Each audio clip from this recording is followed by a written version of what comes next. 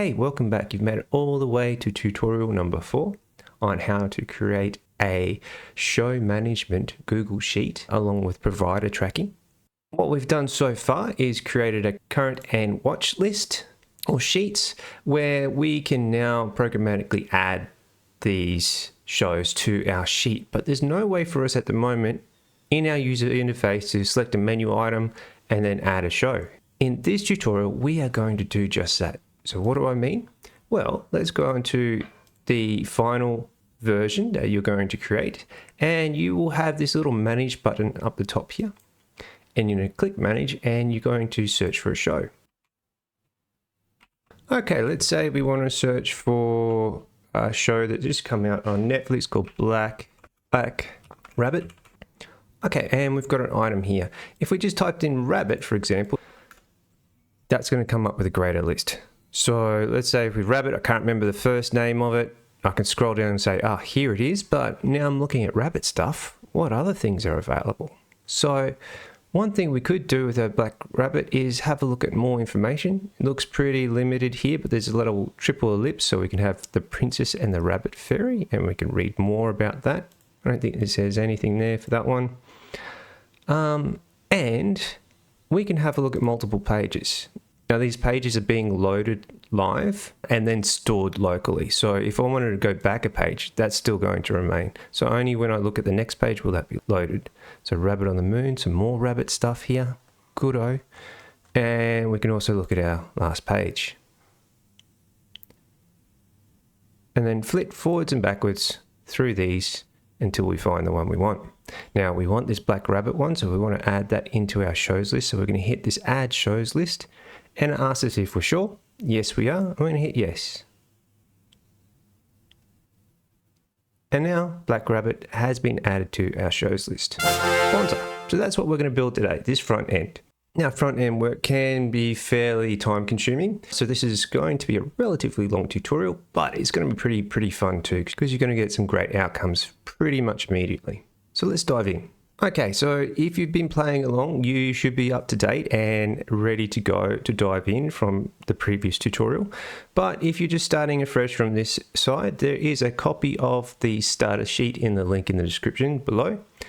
Make a copy of it. One thing you will have to do, however, is go in and create a TMDB access token and plug that into the access token location, which if we open the code, is going to be in this API key location here. Okay, time for us to dive in, I think. So in this tutorial, we're going to do a bit of Google Apps Script IDE stuff, but working on front-end stuff like UIs is exceedingly difficult in the Google Apps Script IDE. I'm going to do some work locally as well, and my poison of choice for this is working in Sublime Text Editor. You're free to use VS Code or Vim, NeoVim, go to town. So the first thing I want you to do is head over to your Code.js file here and scroll all the way down to the bottom. Now we currently have a simple trigger that's a Google Apps Script simple trigger that runs every time we edit something. That allows us to migrate this complete over to our watched if we check this checkbox. We're going to use another simple trigger today, and that's going to be the onOpen trigger. On open. And just like the onEdit trigger, it's going to take an event. Okay, so our onOpen simple trigger here is going to generate our menu item. We can create a menu item fairly simply by grabbing the UI class. So we're going to say const UI is equal to spreadsheet app.getUI. Cool. Now we'll go UI.create, and one of our options is menu. And we're going to say, let's put in an emoji. There's a little TV emoji here. That's the one we want. Now we're going to type manage. Cool. And next, we're going to add an item. That item is going to be called search shows, comma, and that's going to call a function. And that function is going to be called start show search. Nice. Okay. Now, nothing's going to happen to this menu. If we go back to our sheet, it won't appear. We actually need to build this next. So our next task will be add to UI. Done. Now we'll get an error if we try to build this at the moment because we need to access this start search shows. And why don't we create a new file called just that, search shows.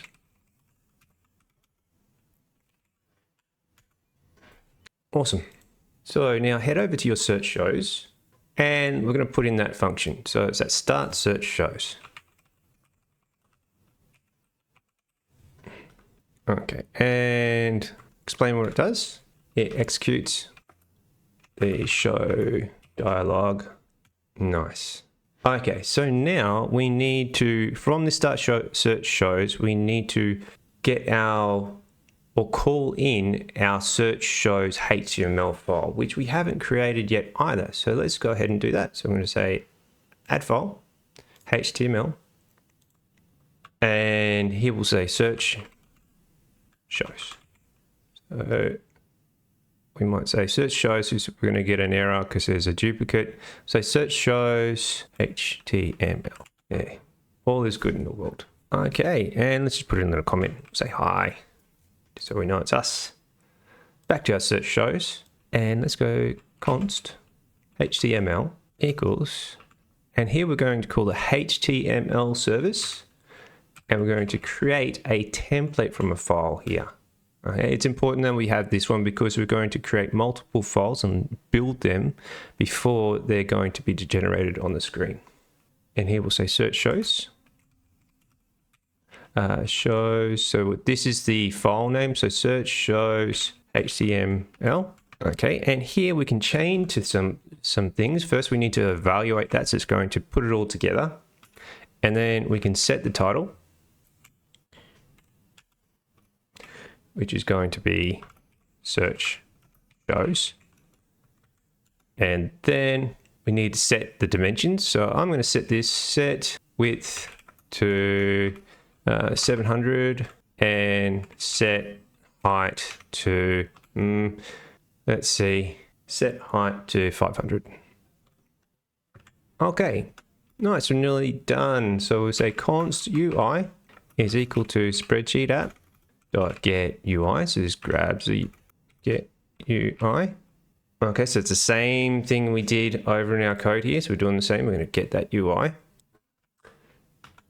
And then we'll say UI dot show modal dialog. So modal dialog is going to overlay on top of the spreadsheet and it can't be moved around or changed. You can't do stuff behind it while the modal is up. And what do we want to grab? The HTML. And then we're going to give it a title called search shows. Hit save. Sort of makes this redundant. Could probably delete that. That's okay. Hit saves. Nice. So nothing's going to appear here. If I hit save, my IDE is going to close. That's okay. We can open it up again. But let's just refresh our shows. Okay. And immediately we see this little manage button here where, guess what? Search shows appears. Let's click it. Okay, new authorization stuff, no worries, that'll happen one time only. Hit continue. Okay, so it didn't pop up, so it means we've got an error, probably a spelling mistake or something. Head over back to our IDE, so executions, extensions, app script. Back into here, I found that start show search isn't there. So, you know what that means? Here, I'm going to grab this, copy it, and search shows, yeah, Control V, save, and give that a little spin. Oh, our dialog appeared, and we've got a little hi, cheeky little hi there, nice. Okay, so far so good, our dialog has appeared. Now, before we start working offline, there's perhaps one other thing I think we should do, and if down the track I want to create other UIs, perhaps I want to add in a UI to start things up. So I want a new user to add in their TMDB token and then also add in the region they're in and hit submit, and that'll pop up in a UI. Then I want to keep the same style sheet for both. I don't want to have to keep reinventing the wheel. And that's a benefit of using this create template from file tool. We can actually incorporate multiple templates into the one by embedding them with scriptlets. Now, the initial phase for doing that is going to be using a custom function that Google kindly provides in their documentation, and it's an include function. So the include function looks like this. Function include, and it's going to be a file name of any sort. And then it's going to return HTML service.create HTML output from file. And that will contain the file name. And then it's going to get that content. Nice. And that will be all the include does. So that allows us to embed this include in a scriptlet inside our main sheet. So our SearchShow's HTML sheet, and draw in our CSS file, which means we can now create a CSS file. So it's going to actually be a sneaky HTML file. That's okay. What we'll do, we'll call it CSS, and then it'll save as a HTML file. And what we'll do here, we'll probably put some text stuff in the top, but I might just create the initial style. Style is going to be type equals text, comma CSS. There we go, and we'll close that. Style, nice, thank you. Sweet. Donezo. Save. Okay, cool. All right, I think that's all we're going to do for now. What we might do next is start working offline. Now, you could just simply create the HTML file offline and then copy and paste it back in, breaking it into a style sheet and HTML sheet. Or you could use something called CLASP. And CLASP is a command line tool for Google Apps Script that allows you to pull the Google Apps Script project from the remote access point for your project and build it locally. So those are the two options. If you want to do CLASP, I do have a tutorial on how to set up CLASP for your computer. And you can access that in the link in the description, or you can just go ahead and create a HTML file and build it inside that. I'm going to do the CLASP approach, but 6.5. Okay, so here we are. I have Sublime on my left-hand side, the IDE for Google Apps Script on my right-hand side. I am going to use CLASP to download the project. So what I will need is the file ID. I'm going to select here, and I'm going to go CLASP, clone, and then the clone of our script appears on the left. So we're not going to do much with this CSS file. We will build everything, I think, in our HTML file first, and then split it up as we're about to push it back into our IDE. I'm going to run live server to open up in the browser.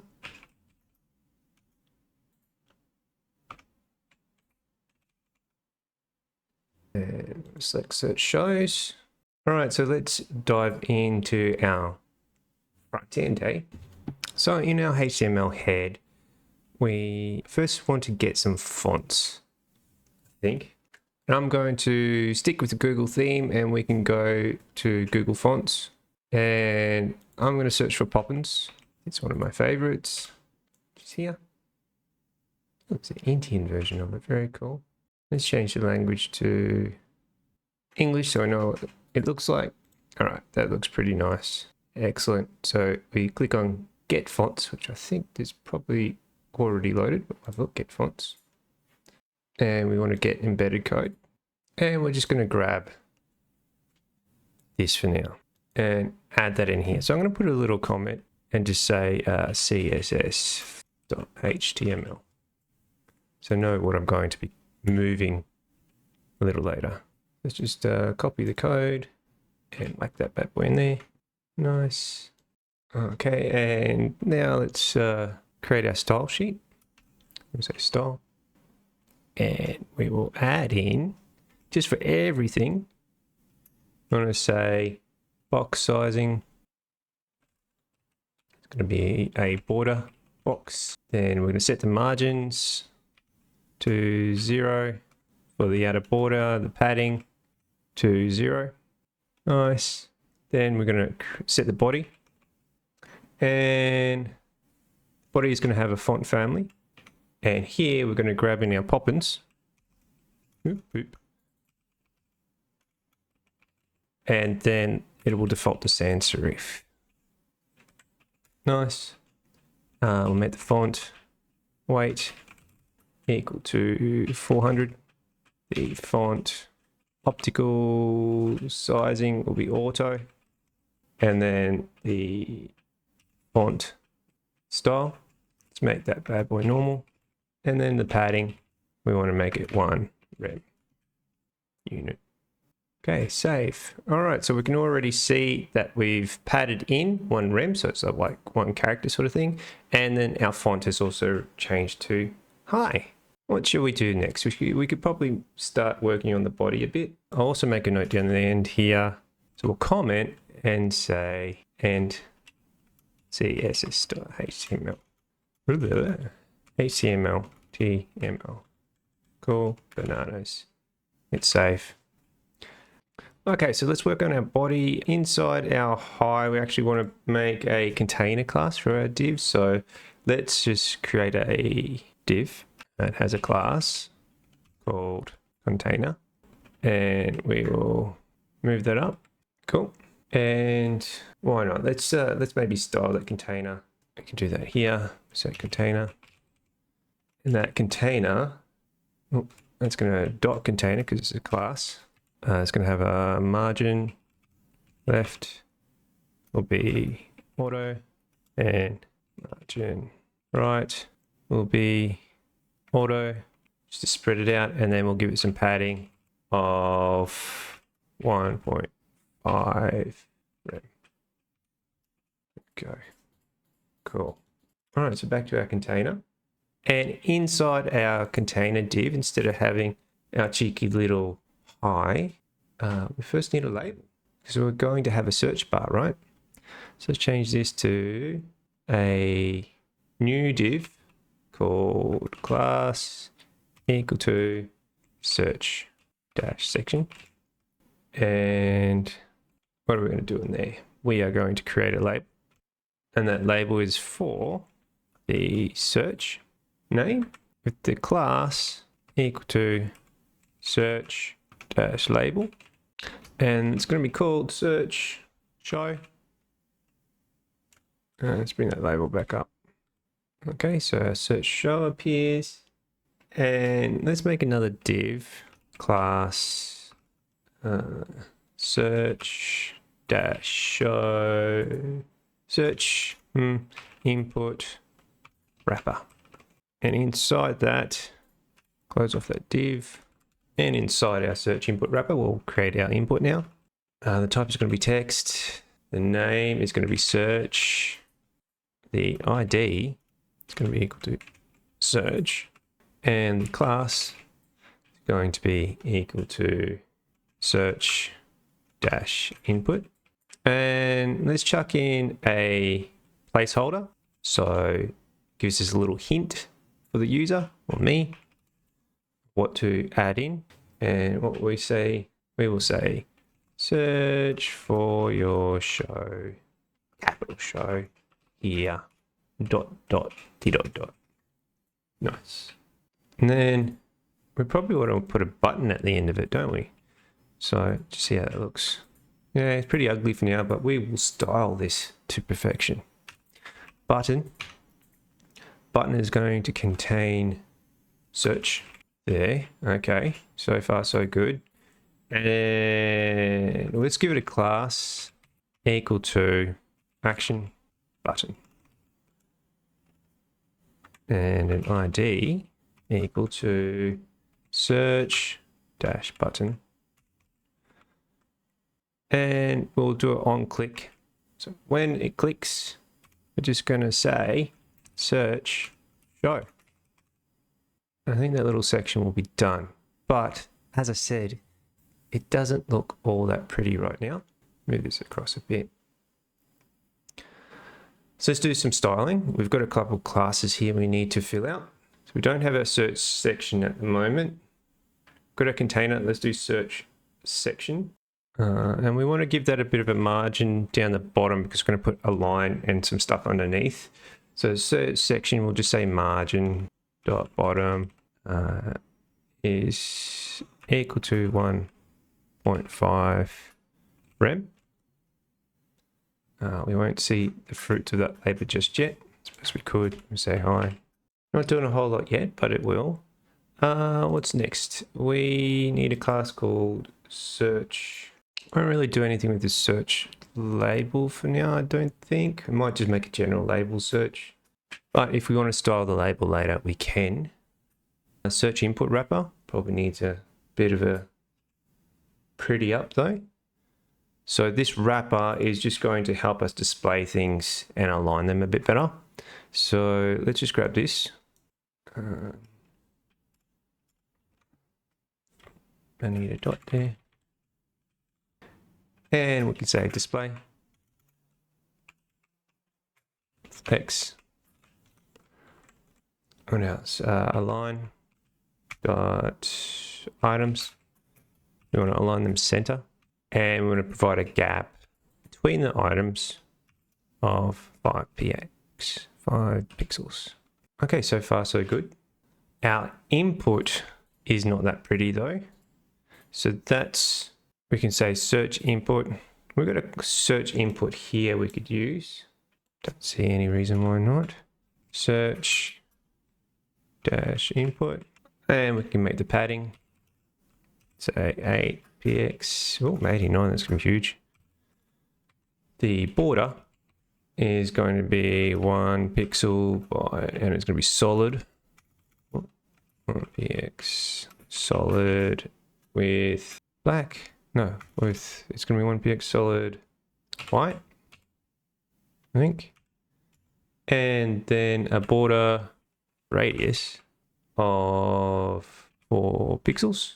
And we want it to expand out to fill out the container. So we can say flex grow is equal to 1. Nice, there we go. That's looking pretty snazzy. Pretty snazzy indeed. Okay, how about we do our search button next, eh? So I might put our buttons just under our body. And we called this one an action button. So we might reuse this type of button again. So action button. And it's going to need some padding. And we'll say 8 pixels by 15 pixels. There we go. It's getting big already.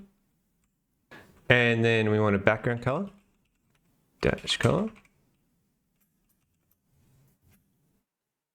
And we'll say that is 7B. Oh, it's a blue FF. So looking like a pretty nice blue there.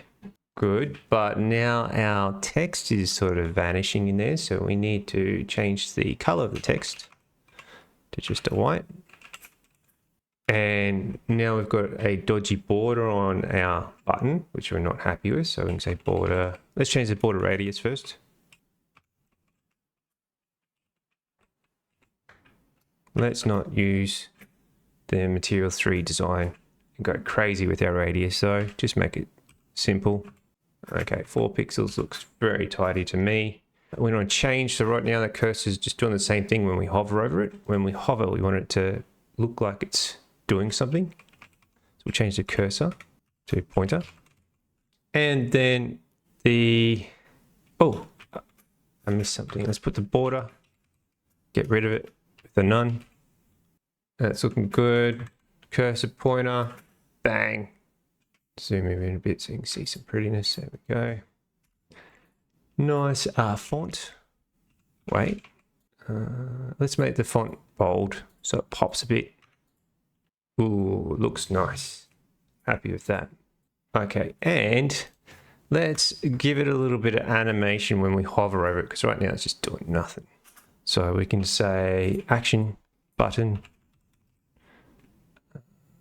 colon hover. And we just want to change the background color a bit. So we can say background color is equal to, and we'll just tweak that to 006FE6. Just gets a smidge darker. Yeah, I'm good. Good times. Oh, while we're here, why don't, that should be okay for now. So we've done a button. Okay, I think we've set up our search section. Let's create our results section now. All right, so let's get rid of Mr. Div here, and Mr. Hi, and we'll say div. Oh, that's dialog.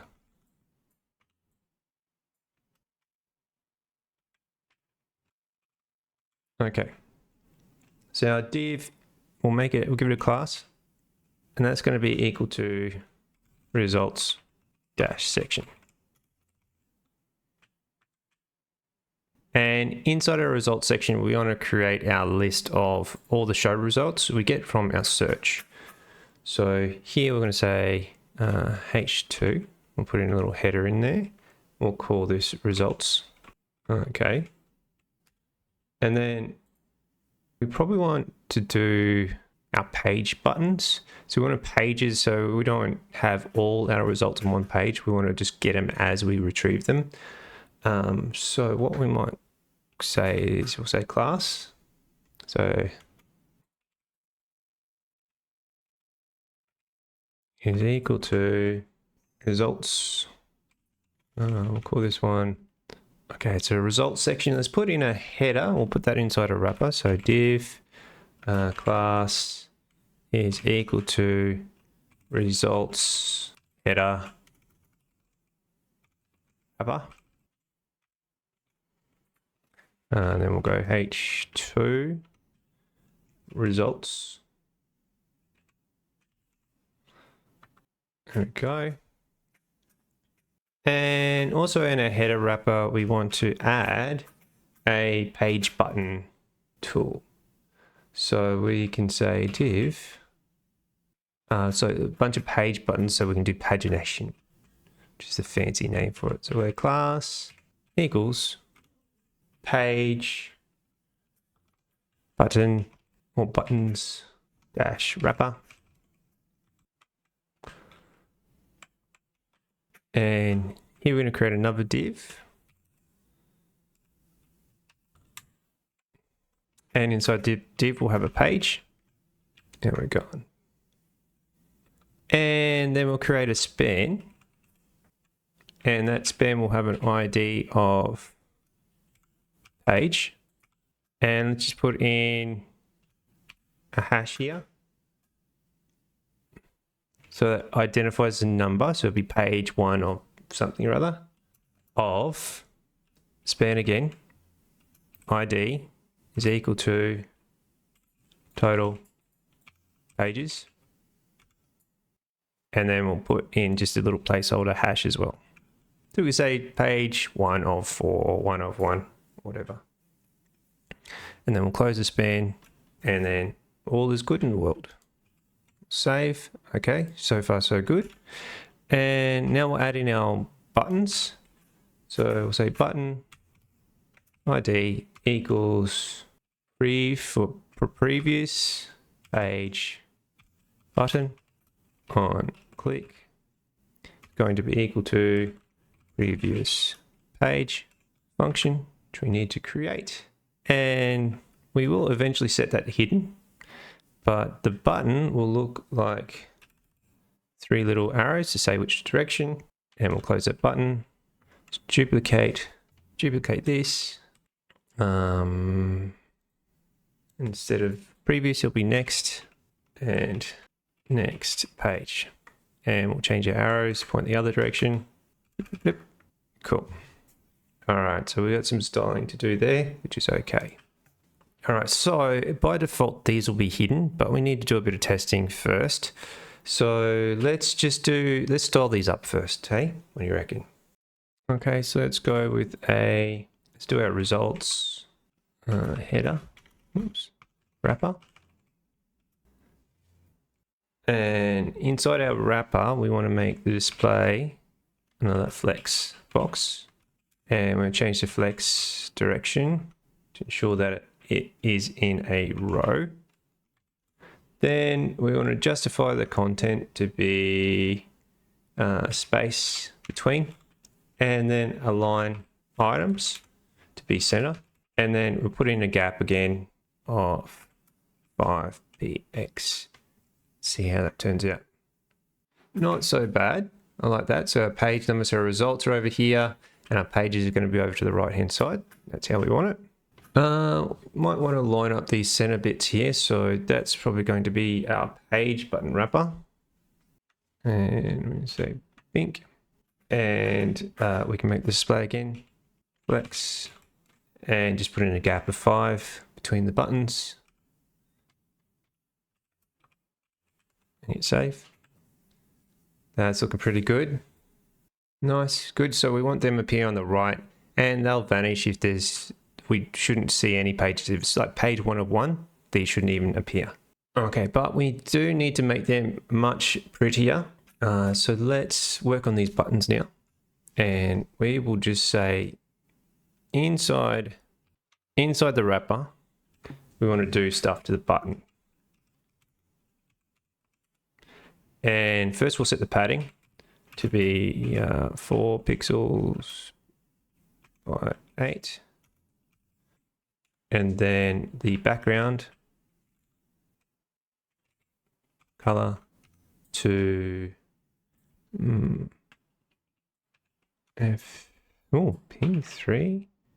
F5. How's that look? We want sort of like a soft gray tone there. And then we want to make the text color not so sharp. We want to make it a bit lighter, so we'll just make it a color dark gray. Yeah, not bad. Might have to make it a bit thicker though, and it's not popping, I think, because the border's disgusting. So border be gone. Now it's coming out a bit better, isn't it? Border dash radius is 4 pixels. And then we do want to do pointer, so cursor, pointer, and then font weight is bold. Oh, look at that. Pretty. Nice. Click, click. Nothing's going to happen. It'll run an error because it doesn't know where to go. Okay, I feel we've styled all that nicely now. Let's look at our results. Okay, so let's create another div. That div is going to take a class. And it's going to be called results. You guessed it, wrapper. An ID equal to results wrapper. And in here, we're going to have results. So let's generate a quick sample of results first, hey? And this will help us style things out a little bit. Okay, so we'll have a div.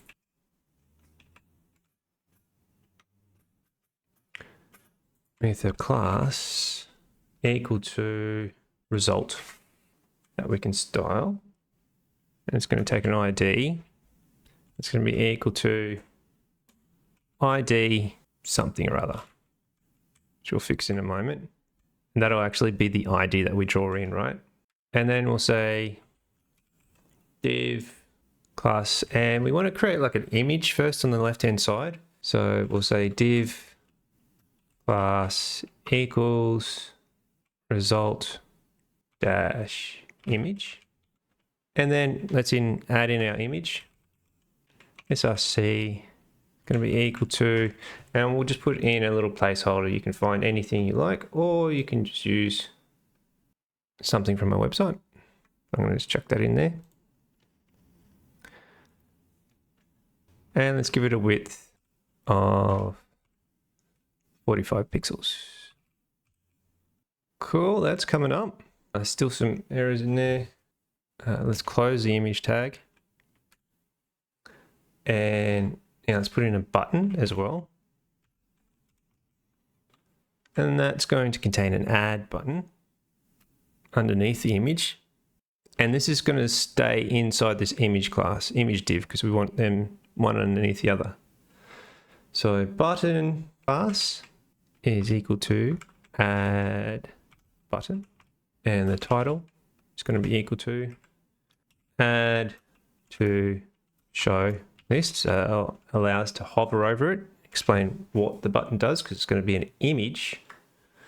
And let's also give it an alt tag. That's going to be the same. Let's copy this, put it in there. And then we're just going to add in plus symbol. Okay, those two are, there. Formatting on those to make them prettier.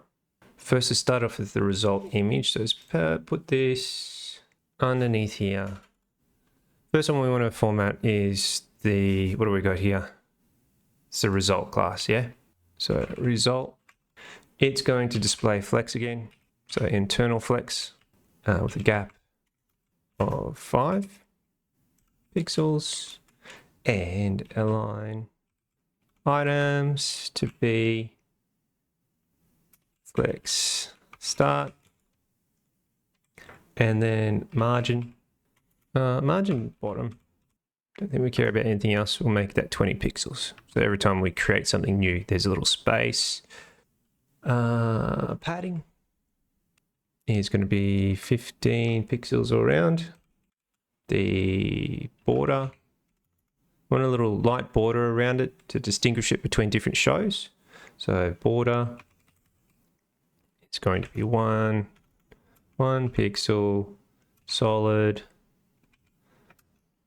the classic EE. It's a very light white color that you can see there. Hopefully it picks up on the screen. And then border radius again is going to be 4 pixels, and margin left. Yeah, probably should have put that up the top, but we'll make that auto. Stretch out, margin right, margin right, auto, and then width 100%. Okay, so you might be curious why I'm doing this here where it's not making a difference on the screen. It's just the idiosyncrasies of how modals are displayed in Google Sheets. You've got to sort of account for these sort of things. Well, I did align items incorrectly as well. So there we go. Fixed rated. Okay, so now we've got our results border looking pretty.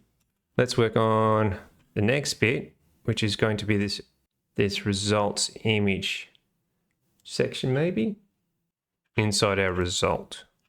Done that, we've done that. Yeah, that's what we want to do, results image. Okay, cool. So basically we want to put this plus symbol underneath the image. Oops.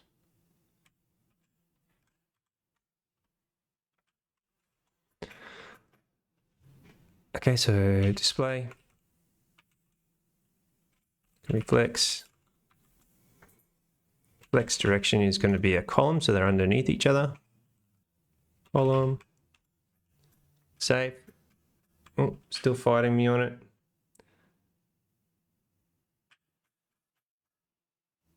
Oh, it's because our display is incorrect. There we go. Beautiful. Let's make sure they're aligned center. So align items, center.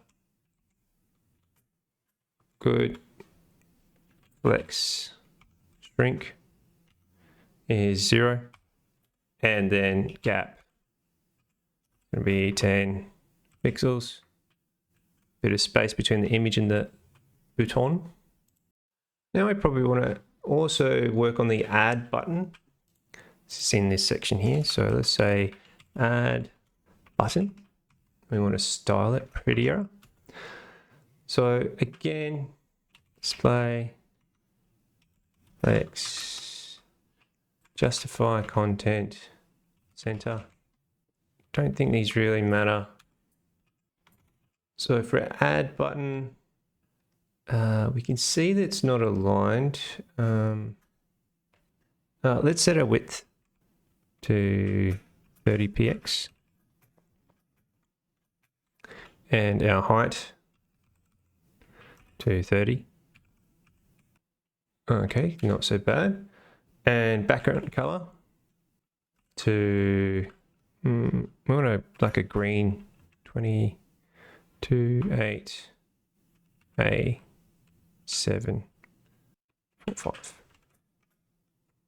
Save. Cool. The color of the text of the plus symbol is going to be white. The font size is going to be 1.5 rem. Bit bigger. And the line height, let's make it 1. We don't want a border. We want to make this into a circle, so border radius, and we can make this 50% to convert our little button into a circle. I really don't like where it's being positioned at the moment. I think I've done something wrong with this rem. I think it's supposed to touch. It's bigger. That already looks good. Still looks a bit high. So maybe we'll add some padding to the top. Must be a better way to do this, but I am not a front-end engineer. 0.1 rem. Oh, I think that looks pretty good. Yeah, we'll leave that. And we'll change the put in a little box shadow too for this one. So box shadow, just so it makes it look more buttony. 0 to px 4px, and we'll make it translucent. 0, 0, 0, 0.2. Oh, that looks nice. Just popped out a little bit. We'll do a little transition on it too. Background. We'll transition the background color to for 0.2 seconds. Ease that in. And that's going to be on hover, so when we change the color, so that's right, so stay that as it is. Let's change our cursor maybe to a pointer. Oh, something silly. And we put a colon in there. Okay, cool. So the button's added and it looks pretty centered. And let's just go add dash button and then on hover. We can say background color transitions to 0.218838. It's a little bit darker. So we can see a bit of a slow transition. Let's amp it up so you actually see the difference. Save. Nice. But 2 is fine. Could do that to the other buttons, but meh. Okay, so our little side bit's sorted out now. That's looking good. Let's head back down. So underneath this section here, we want to build a class equal to result details.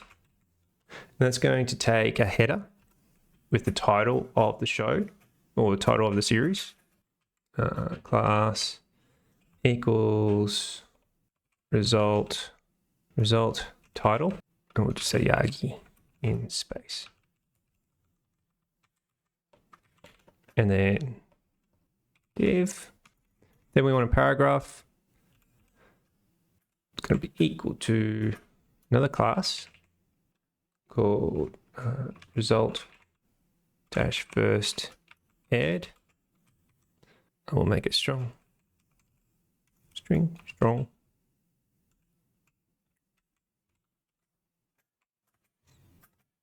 And we'll say first add colon space, and after the strong tags we'll put in a date, say 23rd of August 2024, for example. good. Now let's put in another paragraph, another p tag, equals. Now we want to add in like a summary or an overview. So result dash overview, and let's add in a bunch of some. Cool. And then we want a little button to expand, because if we've got a fair few running down, we don't want to see the whole text. So we want a little enticement, and then we'll go, oh, I want to read more. Let's click a button to expand. So let's put that in. So button class equal to read more, btn for button. Read more, \button. Cool. All right, so that says show, all looking pretty. So let's give this a bit of styling, touch it up a bit, eh? Okay, so let's make our result, which is this one. We've got result details class, is capturing class. Flex grow. It's going to be 1. Shouldn't do much. That's okay. Dot result title. Okay, so this is our result title here. Let's say margin top is 0. And margin bottom is 5 pixels. Font size will change slightly to 1.1 rem. Cool. Let's make it just a little smidge smaller. Color, we'll make it just a little bit off black, eh? Yep, that looks good. And then our next one is the result first add. So let's do that.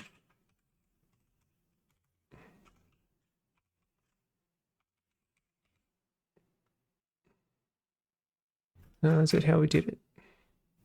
No. Oh, made a mess of this. The result first add. Just going to copy that. Paste that in here. Margin top 0.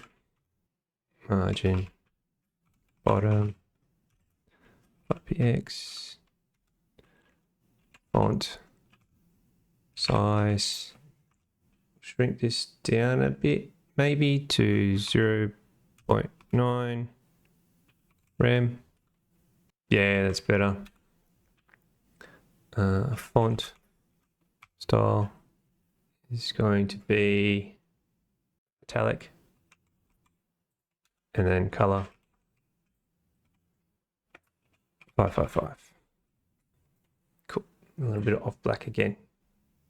Then the next one is our result overview, and we want to create an overflow hidden status. So when it gets too far, we're going to say, hey, we don't read it anymore. We're done.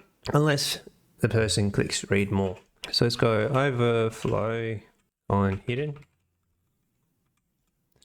Display. We'll need to do some WebKit stuff here, I'm afraid. WebKit box. Then WebKit box orientation, orient, I think it is, vertical. And then how many lines do we want to stop it at? So we'll say WebKit line clamp at 3. Okay, so we cut things off at 3. There's a little ... to tell us there's going to be more. And then let's give ourselves a bit of a margin. Bottom 2px, and then font size. It's going to be 1 rem. So that probably won't change, but just keep it there just in case. Google does something silly. Line height, not too happy with though. Let's make this 1.25. Oh, did margin bottom. And I'm getting yelled at here. Also define the standard property line. Okay, you got it. You, no problem. Line, lamp, 3. So everybody's happy. Good. Color should we go? Keep it just off black again. So we'll say color /444. Yay, nice. And the max height of this area is going to be 4.54.5 rem. Do we need to do this, I wonder? Yep, so it's not going to grow any bigger than that. Okay. Now we need a condition when it's expanded, don't we? So let's go result overview dot expanded, and then we'll add in our little web kit line clamp again, and we'll set unset to that, and we'll have to do the same to line clamp unset, and set the max height to none, and overflow will be reset to visible. Good-o. We will work on that in a moment with our code, but let's get this read more button over to the right hand side and make it a bit smaller. So we'll say read dash more btn, I think it was, soon find out. Background, none. Same as background color, isn't it? No, just background. There you go. Border, none. Nice. Color is going to be 07B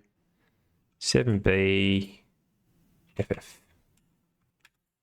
Change our cursor to pointer.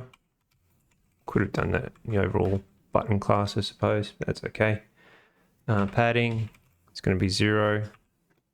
Font size, we want it much smaller. It's going to be 0.6 rem. Oh, heaps cool. Good. Text decoration is going to be underline, just to distinguish it a bit. And we want to put a margin on the top to 5px. 5px. And float it over to the right. There it is. Boom. And then let's create a little hover on it. Read more button, colon, hover. I'm going to do that. I'm going to make 2 colons for crazy. Text, decorations. Let's just remove that underline. See how that goes. Should we bold it as well? No, I think that's enough. These are all doing great guns. I think I'm pretty happy with them. So it shows, looks good. Okay. All right, so that'll do us for our display so far. We've got enough to get stuck into the coding side of things. Let's head all the way down to the bottom of our div. Put in a space and we'll create our script. Okay, in our script, let's save, let's just sort of do a sample. Let's play with this read more button first, eh? So we want to be able to toggle that read more button. So we could say function toggle read more button, and we want a const button is equal to document dot query selector all. So for every one of these, remember this won't be the only one, so we need to look at the class here. So query selector all in the dot read more btn class, I believe, and then we want to go we want to iterate over the buttons to see which one was basically clicked to expand it. So buttons for each button. Let's do a little arrow function in there.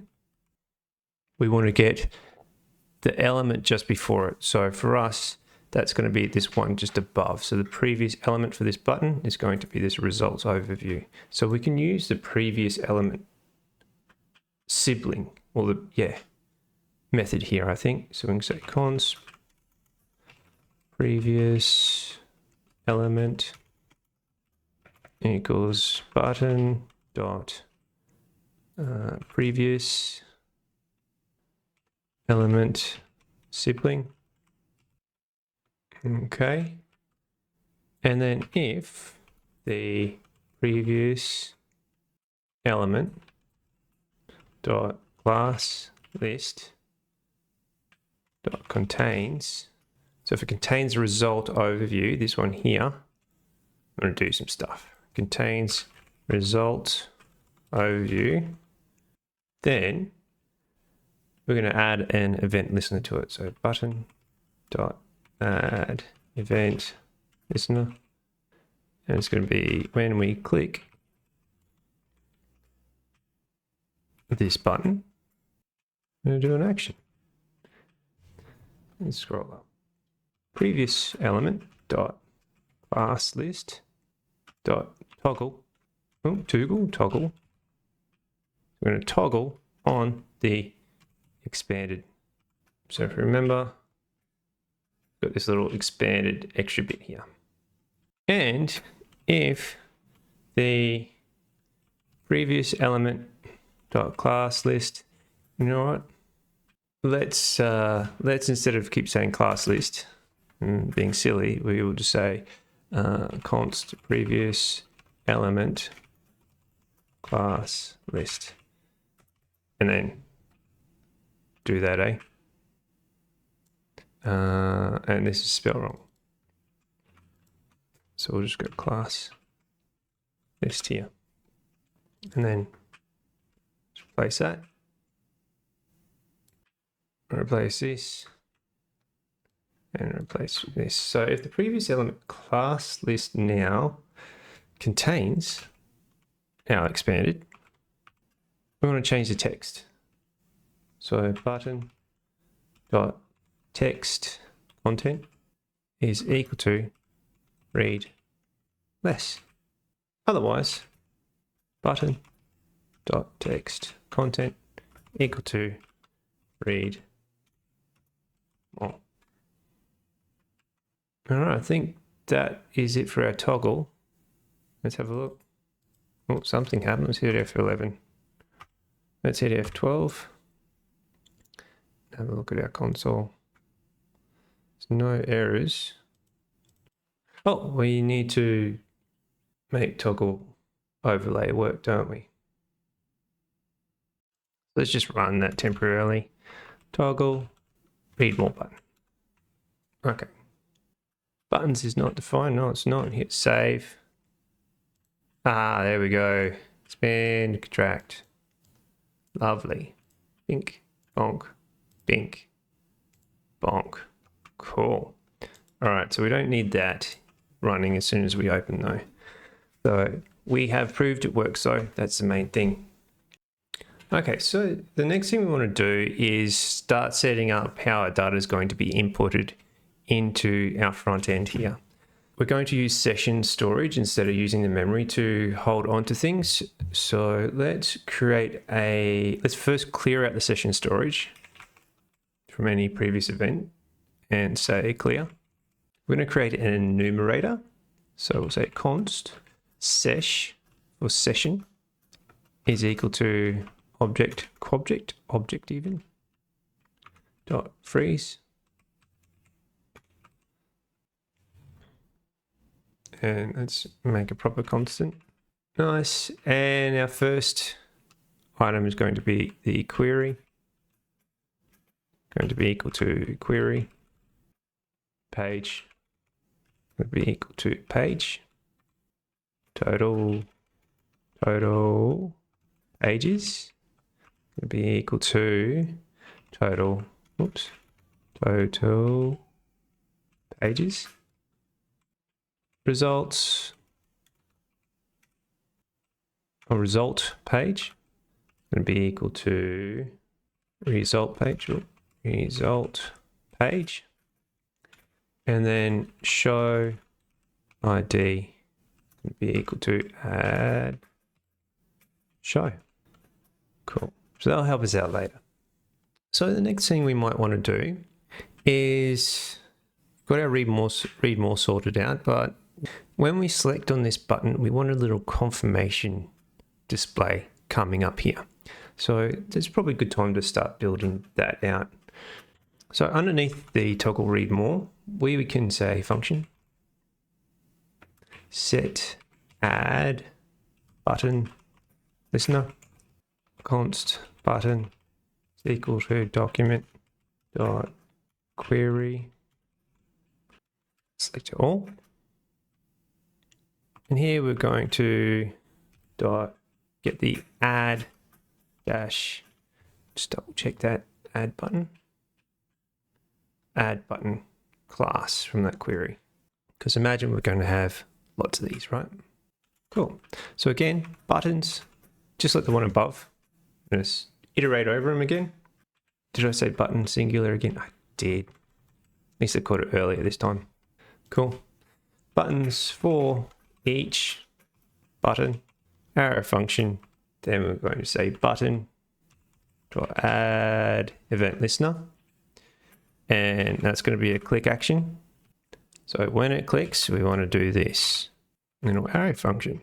Okay, and first let's get the const result element, and we want to grab the ID from the element, and that's going to be placed.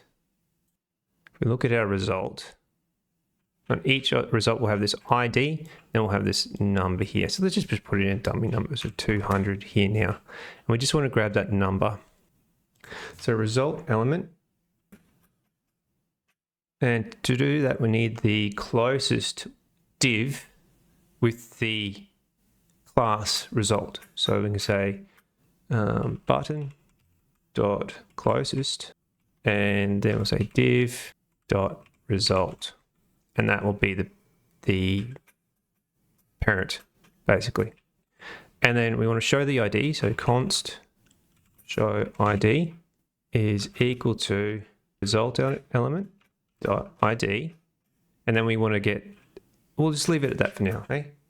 And we'll just maybe just console log, see how we went with the show. Oh, let's put this in an object, show ID, makes it easier to read. And we'll need to execute this, so we can say set add button listener. So now it's listening for the buttons, and if we click, anything happen? Oh, there it is. Get the wrong thing. Show ID, ID 200. So we just want that 200 there. Nice. So let's just substring that, and we just want everything after 2. Click. Good. Okay. So show ID, and then we also want the show name. So const show name equal to result element. Let's change some things here. So we can say query selector is going to be result dash title. So this result element is of the parent type result, and inside that is the title. So if we go up and have a look, it's going to grab this here.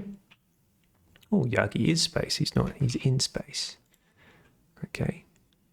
And from that, we just want to grab the inner text. Inner text. And just whack that in there. Add show name. Okay, let's click. Okay, show ID, Yagi in space. Woohoo. Okay, and let's add that to our session storage. So we can say session storage dot set item. And that item is going under, and here we can use this. We want to grab this session show ID for the type. So it'll be add show. Sesh dot show, show ID. It's going to be the name of the item and then the show name. Oh, the show ID. Silly boy. Okay. And now what we want to do is have a little overlay with the confirmation basically in it. So toggle, we'll create this in a minute. It'll be called toggle confirmation overlay.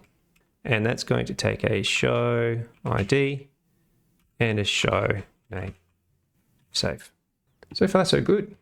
All right, so let's create this toggle confirmation overlay. The function toggle confirmation overlay. And it's going to take a show ID and a show name. But we have nothing to show for ourselves here, so we need to create something. So here we can create a HTML template for our confirmation overlay, and we're going to put that up here. So it's easy to style. And just under our last main div. And this is going to be a template. And the template is going to contain an ID, which is equal to confirmation dash overlay template. And let's put some stuff in here. So first we can say div ID equal to confirmation overlay dash overlay with a class equal to overlay. Nice. And then another div that's going to have a class equal to confirmation dash box. And that is going to take a cheeky little h4 with an ID equal to confirmation dash show name, so the name of the show, and that will be filled in programmatically. And then we also want a little p tag, paragraph tag. So are you sure you want to add this now? This show. Are you sure you want to add this show? And now let's have a little div in there. And that div is going to contain a class equal to confirmation buttons. And let's add in 2 buttons. So button with a class, we would use the action button. So it's going to be the same as the search up there. So class equals action button with an ID is equal to confirm add. Oops.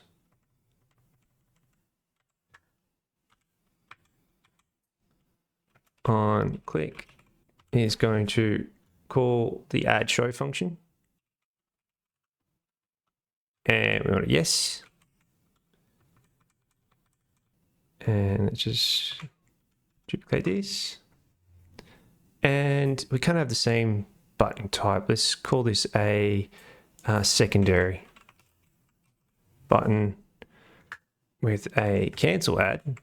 And then this is going to toggle off the confirmation overlay. So we'll be using the toggle confirmation overlay. This will be set to no. Lovely. Okay, so our template's ready. Now we need to call this template back in our toggle confirmation overlay.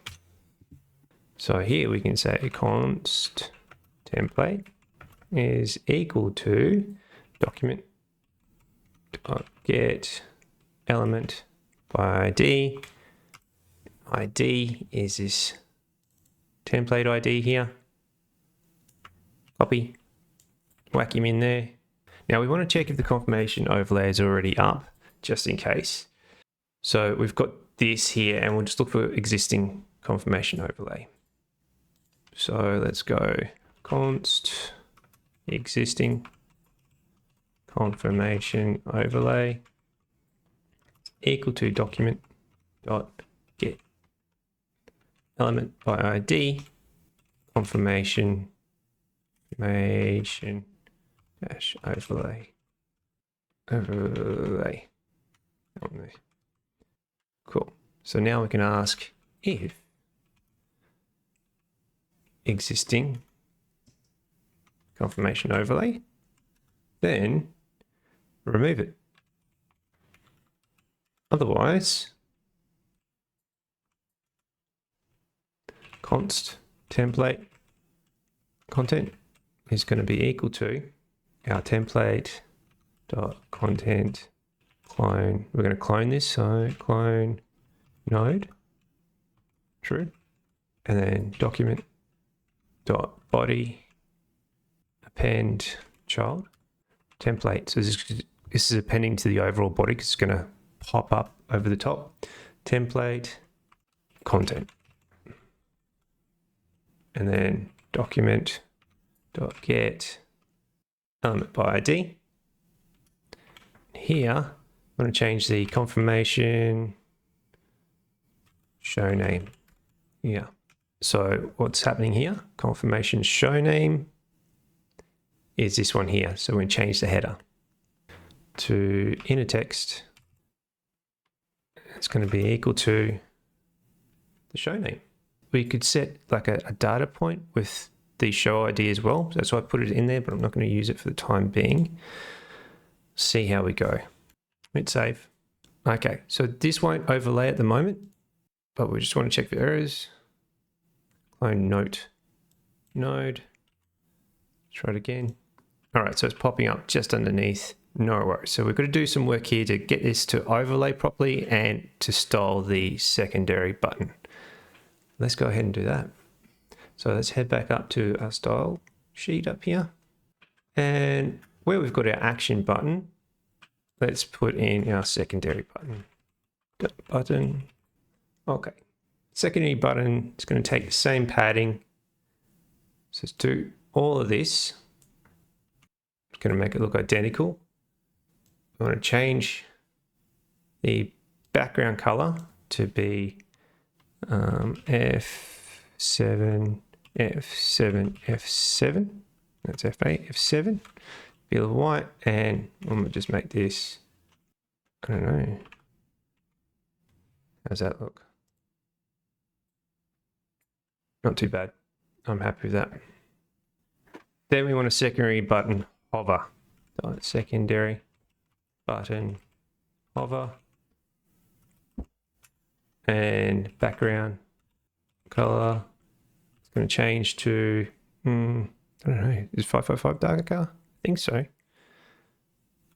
Let's find out. Nice lighter. Oh, it's background color. So we want to make the white whiter. DE, DE, DE. Let's try that. Pink. There we go. Nice, nice, nice. Yay. Now we've got our confirmation box class we need to work on now. So we can say confirmation dash box. Okay, and let's give that a background color of white, a padding of 15 px, a border radius of 4 px, a no border though, border none, max width.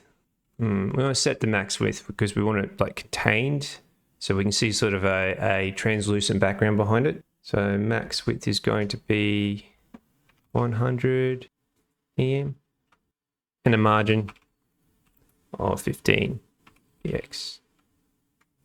Give that a spin. Oh, it's coming alive, looking good so far. Let's put a bit of padding. See, there's not much padding between the buttons and the text, so let's put a bit of padding there, eh? So confirmation box, P for paragraph, padding. Oh, I could probably do it on the buttons. Did I do a button? Yeah, I could do that. Let's do that. It's better. Let's change that to these confirmation buttons. Margin top 1 EM. Oh, what did I do there? 1 EM. Save. How's that look? Oh, nice bit of space now. Cool. So let's work on our overlay so it actually appears over the top of this stuff, eh? Put this above the confirmation box. Overlay. Display is going to be flex. Position is going to be fixed. Okay, so far so good. Now remember our overlay class is here. Okay, so this is what's being built. Fixed, the top is going to be positioned at 0. The left is also going to be positioned at 0. The width will be 100%, and so will the height. Okay, not so bad. Looking good so far. Background color. All right, so we want this translucent color here. So we'll use the RGB again. RGBA 000. We don't want this 1. We want this 0.5. So half the translucency. Yeah, nice. And then let's justify the content to center. Align. Let's see how that looks first. Pink, not bad. Align items to center. And then make a Z index of 1000. Make sure it's always on top. And there we go. Looking good. Yes and no there. Interestingly, our border radius isn't coming up. And I'm going to see why. We've got an underline. Let's change that. Yeah, we're cooking. All right, nice. Good. So our toggle overlay on no works. This just brings us back to the main screen. Woot. Cool. So we're starting to get some good functionality in here. Got our read more, read less when we set it up. Okay. What else do we need?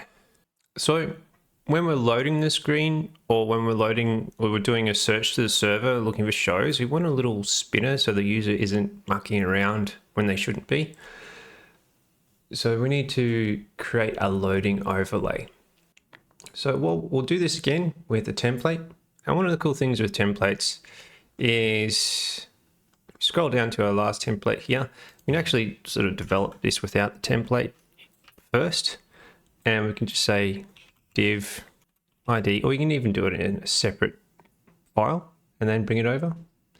Div ID is equal to loading dash overlay with a class equal to overlay. Cool. And then we want to add in a search icon. Search icons can be tricky. You can import something from Google Materials Design for specific icons, but I found that they have a delay in loading because they have to go and call Google and say, hey, where's that icon? Let me put that back in here, and comes up with some yucky text first. And that happens with most providers. So my recommendation is creating an icon using a icon creation service and then smashing it and copying and pasting it in. So what I have done is created a little overlay here. Because I've saved, you'll notice that the overlay has been executed and is now over the top. And then I have created a SVG with a little search button, and it's even got animation in it, so you can see little animators spinning around here. Tried spinning it on its central axis. It just looked really ugly. So I just sort of offset it a bit, played with it a bit. But anyway, that's basically what our search button does. And I think that's descriptive enough for it to work well. So instead of just having that sitting there permanently as an overlay, and remember, overlays have already been created, we just build it. Let's put this inside a template with an ID of equal to loading overlay template. Okay, and that will toggle off because now it's just a template. So good, we've done our testing on this template. Let's create a function to call it. And we'll put this just above our toggle confirmation. So we'll say function toggle loading overlay, ink bonk. And it's going to take a constant template. That's going to be equal to document dot get element by ID. And it's going to take our template ID, which was this one here. Copy. Yeah, nice. And then we are going to do the same. So existing overlay check. So const existing overlay is equal to document dot get element by ID, and it's going to be loading overlay. Just make sure that's correct. Loading overlay, yes. And then if existing overlay exists, just like below, then we're going to remove it. Existing overlay dot remove. Otherwise, we are going to bring it in. Const template content is equal to template dot content. Let's contain clone node. True. There we go. That'll clone it, and then document dot body dot pen child template content. Done. Oh, done. Okay. So this should occur on search as part of the search functionality, but we can give it a quick test now by just saying toggle loading overlay. Oh. Template content is not defined. Template content. Oh, it's because I didn't spell it properly. Save. Give it another spin. There it is, doing its magic. And that'll turn it off. On, off, on, off, on. Very exciting. Off again. Awesome. So this is going to occur when the modal dialog loads up in the spreadsheet, but it's also going to occur on search. Let's handle search next. Okay, so what we're going to do is, so we said on search we want to search shows. So right now I'm going to turn off the setAddButtonListener show. Okay, and we're going to create a function, another function called search show. It was singular, wasn't it? Let's check. Check. Yes.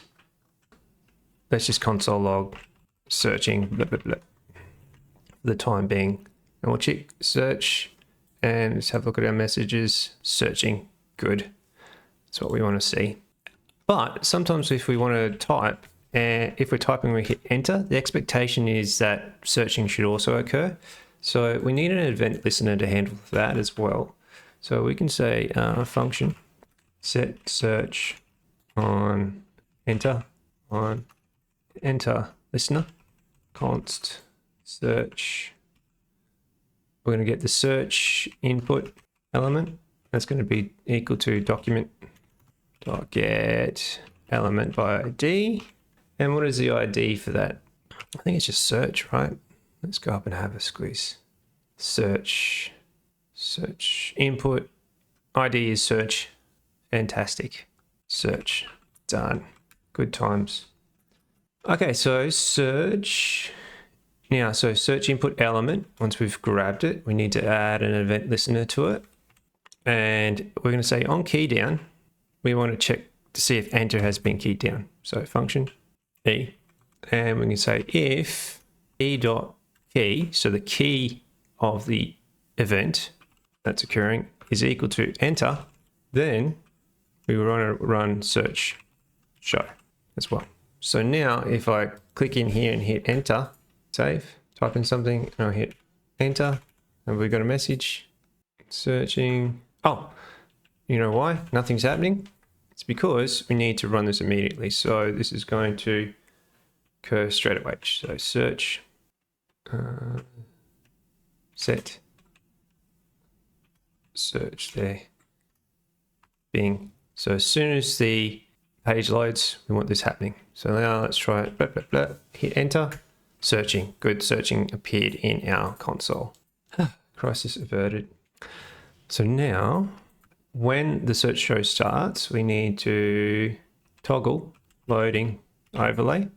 Hit save. Hit search. A little overlay appears. You can toggle that back. Turn it off. Nice. And then we need to clear out the session storage because we could have searched for something previously. So session storage dot clear. And then we need to retrieve the input from the search input. So get input here. And that's going to be const search input is equal to document dot get element by ID. That will be our search. And then if they didn't put anything in there, we don't want to search, do we? So we'll say if toggle, if search input dot value. You know what, let's, before we do that, let's just go const search input value equals search input dot value. Copy, paste that in. Search input dot value is equal to, do you want to trim that as well? Yes. And let's just convert that to a string just in case. If it's equal to nothing, then we want to toggle the overlay back, loading overlay, and return. So now if I hit this, oh, we're searching, something happened. Hit save. Okay, so we didn't get there, so let's have a look at the value. Log search input value. Try it again. Let's make that an object so we know we've got a title. Oh, it's not reading because it's coming up with an error on this clear. Okay. Let's try it again. Nothing happens. Good. Search input value is blank. Okay. Comment issue. Okay, so we've got our search input value. Let's put that in our session storage once we get it. So we can say session. So if there is a value, session storage dot set item. It's going to be sesh dot, and what do we have? We want to have it as our query, right? Sesh dot query.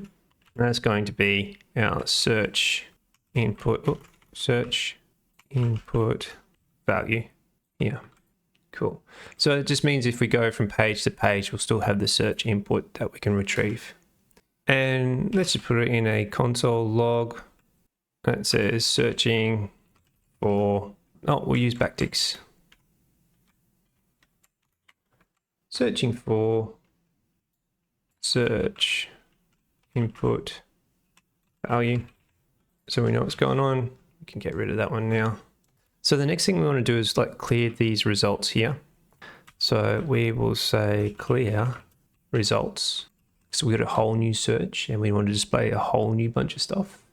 So we'll say const results wrapper is equal to document get element by ID results dash wrapper.